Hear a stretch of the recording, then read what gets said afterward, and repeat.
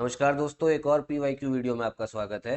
हम लोग modern history आधुनिक भारत के पिछले सालों के प्रश्नों की एक सीरीज कर रहे हैं। इसमें अभी तक हम लोग 240 क्वेश्चन कर चुके हैं। और पुरानी वीडियोस अगर आपने नहीं देखी तो एक बार पुरानी वीडियोस देख लीजिएगा।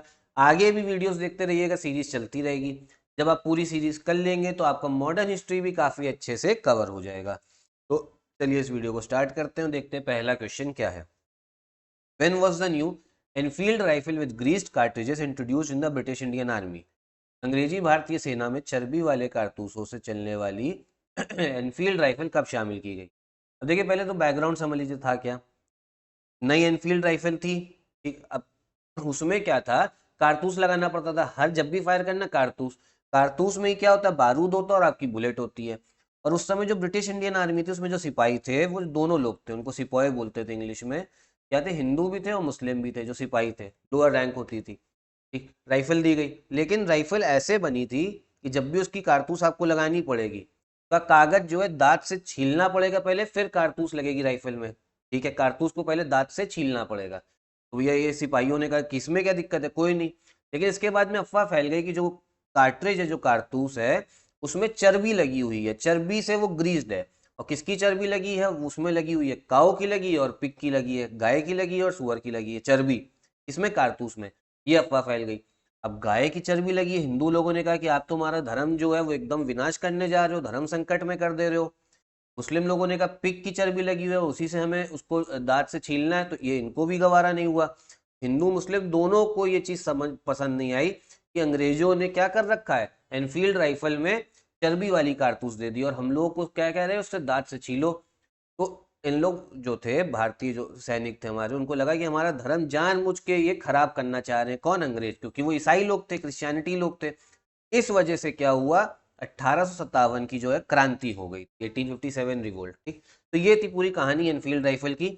अब क्वेश्चन में क्या बोला जा रहा है, कब उसको शामिल किया गया, तो उसका करेक्ट आंसर है आपका जनवरी 1857 में। कब हुई थी, जनवरी 1857 में। ध्यान रखिएगा, काफी इंपॉर्टेंट क्वेश्चन। और रिवोल्ट ऑफ 1857 के बारे में भी आ जाता है। अगला क्वेश्चन क्या है, when was all India trade union Congress establish in Bombay? All India trade union Congress Bombay में कब स्थापित की गई थी? तो इसका जो करेक्ट आंसर है वो है आपका 1920 में। कब, 1920 में। इसके संस्थापक कौन थे, वो थे लाला लाजपत राय, पिछली वीडियो में बता चुके हैं। अब ये ट्रेड यूनियन कांग्रेस का काम क्या होता है, देखिए। ट्रेड यूनियन होती है कोई भी जो आपका व्यापार है या कोई भी प्रोफेशन चल रहा है, उसमें जो आपके वर्कर्स हैं, जो वर्कर्स है, श्रमिक, वो लोग आपस में एक यूनियन बनाते हैं। और इस यूनियन का काम ये रहता है कि जो भी वर्कर्स है, श्रमिकों की जो भी बातें हैं, जो उनके साथ में गलत हो रहा है, वो अपनी बात रख सके कहीं पे। ठीक है, अगर सारे वर्कर अलग अलग रखेंगे तो सबकी बात सुनना मुश्किल हो जाएगा। सारे वर्कर्स की एक बात कोई रखे, ट्रेड यूनियन, वो जाके अपना फिर जिसको बताना वो बताए, और इनके अधिकारों का हनन ना हो, किसका, वर्कर्स का। तो ट्रेड यूनियन का मतलब वो यही होता है। आज भी ट्रेड यूनियन चलते हैं। इसमें अच्छा मेंबर्स भी कौन होते हैं, सिर्फ वर्कर होते हैं, श्रमिक। जैसे रेलवे का ट्रेड यूनियन है, उसमें कौन होगा आपके, उसमें आपके रेलवे के एम्प्लॉय जितने भी वर्कर हैं, उनका काम क्या होगा कि जो वर्कर्स के अधिकार हैं वो बने रहे, उस पर कोई भी हनन ना हो। ठीक है, तो ये होता है ऑल इंडिया ट्रेड यूनियन, नहीं, ट्रेड यूनियन ये होता है। और all India trade union Congress कब बना था, वो बना था 1920 में। संस्थापक कौन थे, वो थे आपके लाला लाजपत राय। अगला क्वेश्चन देखते हैं क्या है, हु फाउंडेड अमृत बाजार पत्रिका? अमृत बाजार पत्रिका की स्थापना किसने की? देखिए, न्यूज़पेपर था ये, तो ये किसने इसकी स्थापना की है, वो है शिशिर कुमार घोष। कौन है, शिशिर कुमार घोष। कब करी थी, 1868 में करी थी।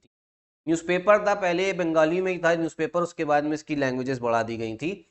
अब देखिए, उस समय पे न्यूज़पेपर काफ़ी बढ़ रहे थे, क्योंकि था क्या, हमें अंग्रेजों के खिलाफ में ये लोगों को बताना था कि अंग्रेज गलत काम कर रहे हैं। गलत काम मतलब कि भारतीयों का सारा पैसा लूट रहे हैं और हम लोग को बेवकूफ़ बना रहे हैं। लोगों को ये बात पता नहीं थी। अब असली बात इनको कौन बताएगा कि नया कानून आया, इस कानून से बच के रहो, तो वो अखबार ही तो बताएगा, न्यूज़पेपर। तो उस समय अलग अलग अखबार चल रहे थे, तो इसीलिए जो ये न्यूज़पेपर पूछा गया अमृत बाजार पत्रिका, ये इंपॉर्टेंट हो जाता है। इसके जो की स्थापना किसने करी थी, कौन थे एडिटर, कौन थे फाउंडर, तो वो हो गए शिशिर कुमार। अच्छा, इसको आगे चल के इस पे दिक्कत भी हुई थी एक बार की, इसी के बाद में वर्नाक्यूलर प्रेस एक्ट भी लाया गया था, जो यहाँ के वाइसरॉय लेके आए थे। अगला क्वेश्चन देखते हैं क्या है, who said that Congress movement was neither inspired by the people not devised और प्लान्ड बाय देम। इसने कहा था कांग्रेस आंदोलन ना तो लोगों द्वारा प्रेरित था, ना ही उनके द्वारा सोचा या योजनाबद्ध किया गया था। देखिए है क्या, ये किसने बोला है कि जो कांग्रेस आंदोलन है ना ही लोगों से जुड़ा हुआ है, ये बोला है आपके लाला लाजपत राय ने। अब ये कौन थे, ये एक्सट्रीमिस्ट थे। एक्सट्रीमिस्ट मतलब उग्रपंथी थे।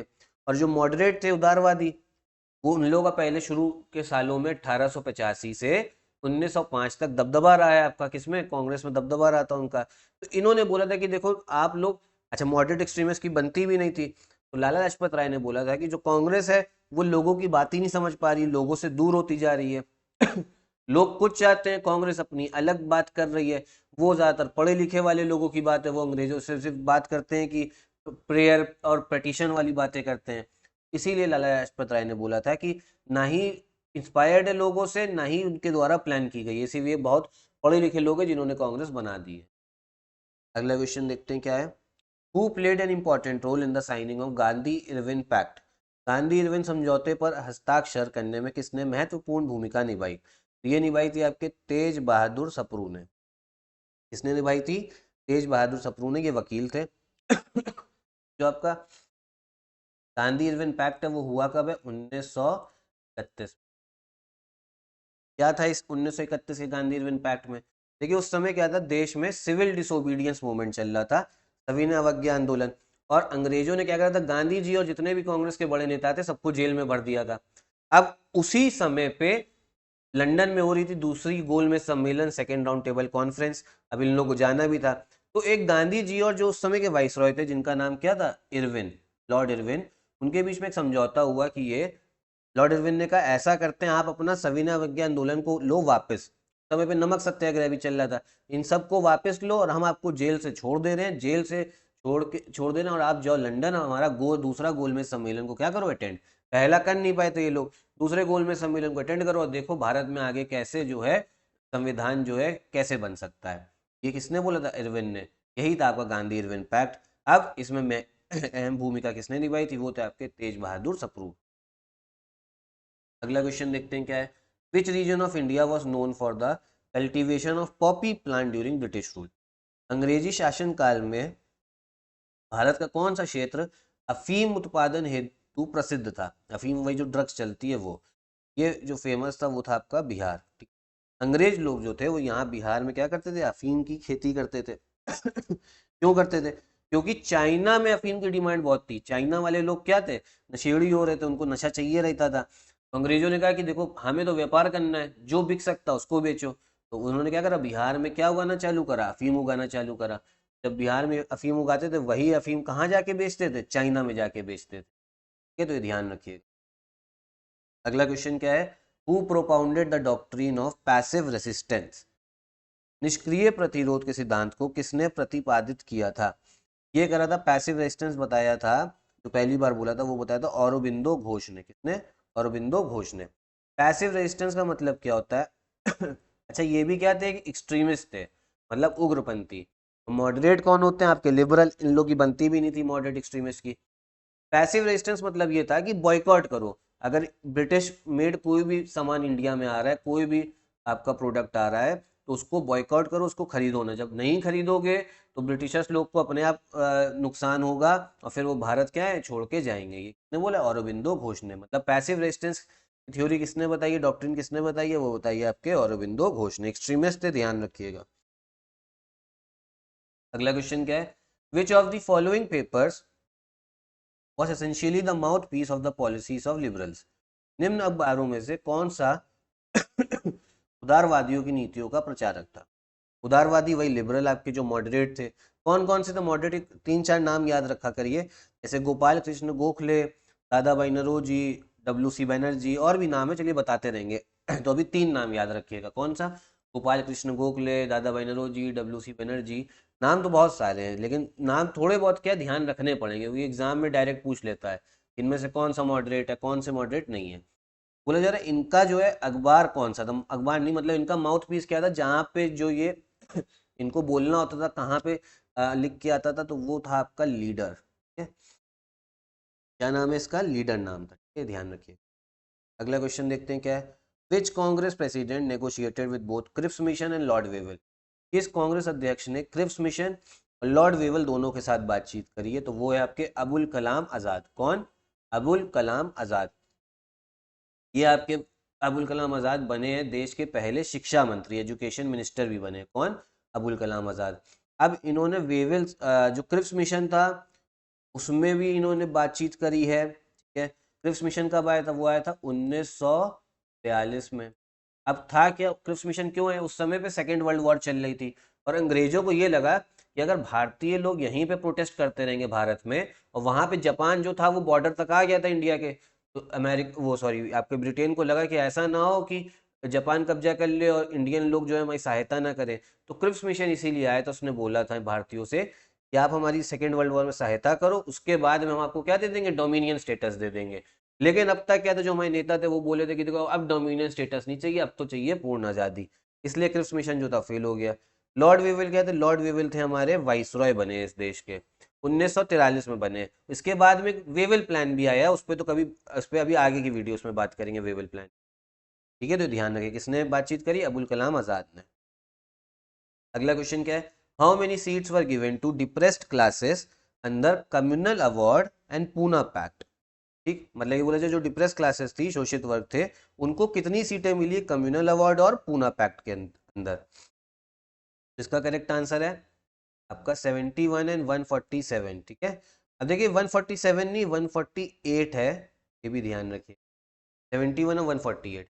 अब देखिए इसका मतलब समझ लीजिए क्या है। जो कम्युनल अवार्ड था उसमें ये बोला गया था जो डिप्रेस क्लासेस हैं उनके लिए सीट रिजर्व होंगी कितनी? 71। ठीक, लेकिन 71 में क्या है, जो शोषित वर्ग के लिए रिजर्व तो है, लेकिन अच्छा रिजर्व का मतलब है शोषित वर्ग वाले ही आपके इसका चुनाव लड़ेंगे, और वोटिंग भी उनको कौन करेंगे? जो डिप्रेस क्लासेस से है, सिर्फ वही वोटिंग कर सकता है। मतलब है समझिए कोई शेड्यूल कास्ट का मेंबर है, वो चुनाव लड़ने जा रहा है और उसको वोट भी कौन डाल सकता है? सिर्फ शेड्यूल कास्ट वाला ही डाल सकता है।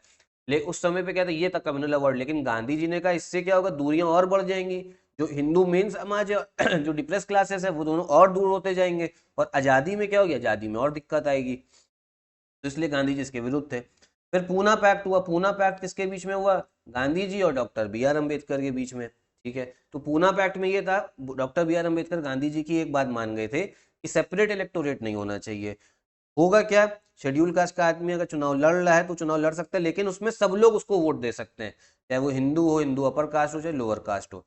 Gandhi doctor B R Ambedkar ने ये बात मानी थी जॉइंट इलेक्टोरेट की, लेकिन बोला था अब सीटें और बढ़ा दो फिर इसके लिए। तो इसलिए पहले कम्युनल अवार्ड के अंदर में कितनी सीटें थी? 71, और फिर पूना पैक्ट में कितनी हो गई थी? 148 हो।